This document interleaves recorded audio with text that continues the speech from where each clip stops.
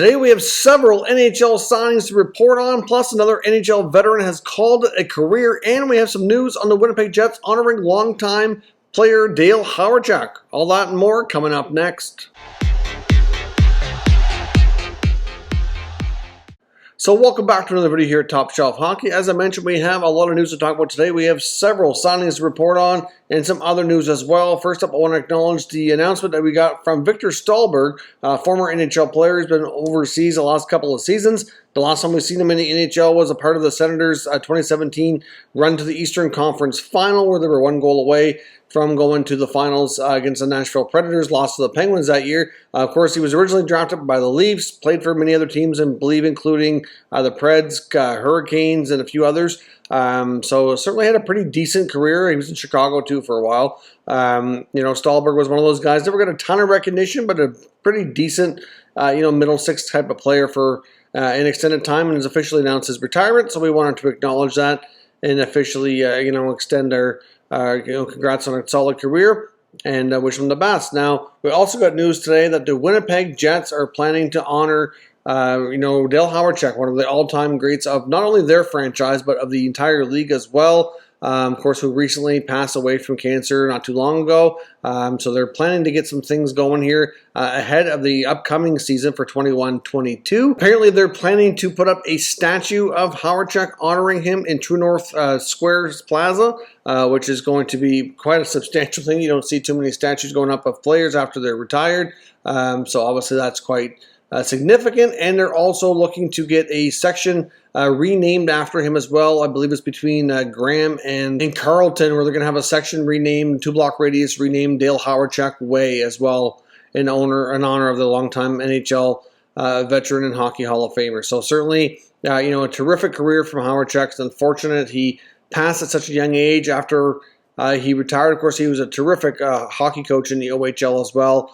And certainly deserves all the recognition. Nice to see Winnipeg honoring him in this way. I'd be interested to take a look at everything once everything is all finalized. And I believe there's also plans to organize a local tournament and name it after him as well. I don't have all the full details on that, but there was something there. I believe it was going to be like a fundraiser type of event in that regards too. But I'll probably talk about that once we have more of the details. Now, as I mentioned, we have a lot of NHL signings today, many of which are entry-level contract deals for the recently drafted 21 draft class, and some UFAs getting deals. And the big one of the day was a little bit of a surprise, was Jumbo Joe Thornton heading down to Sunrise to join the Florida Panthers on a one-year deal at league minimum salary, $750K. So obviously that is a big jump for Joe. Obviously played with the Sharks for a long time, joined the Leafs last year, and then of course, fell short of his dream to get a Stanley Cup. Now he takes his efforts to Sunrise. As we could tell, it was getting pretty apparent that he wasn't going to be returning to the Maple Leafs organization. In the comments, he said he spoke with Joel Quenneville,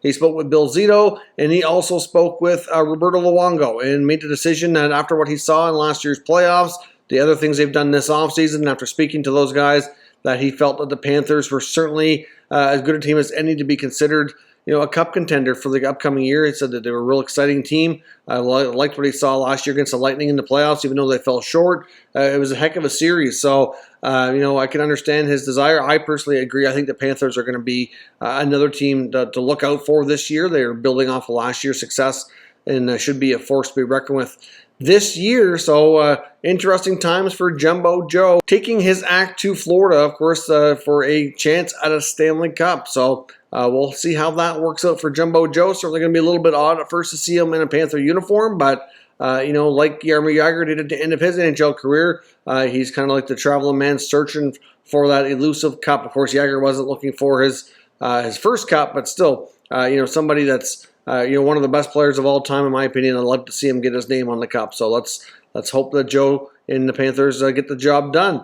Now, when it comes to some other NHL signings here today, we have a lot to look at. We have the Columbus Blue Jackets have signed Zach Ronaldo, who gets a one-year, two-way contract. They're going to give him a fairly hefty AHL salary, so he'll have a decent amount of guaranteed money. It's league minimum at the NHL level, but it's like $275,000 at the AHL level. So he'll be paid quite well to be a player that kind of go up and down, and obviously be a physical presence when called upon in that regard. The Jackets also announced that they've signed one of their newly drafted players from the 21 NHL draft to his entry-level deal, and that's third-round pick Stanislav Svozil, who's a left-shot defenseman from the Czech Republic. He gets his entry-level deal. Of course, no word exactly where his playing time will be this year. He could remain in Europe, could be in North America. They haven't made any announcements in that regard, but at least he's officially under contract here. The LA Kings have announced that their second-round pick from the 2021 NHL draft also signed his ELC. That's Samuel Helenius, who's a 6'6" center from Finland. So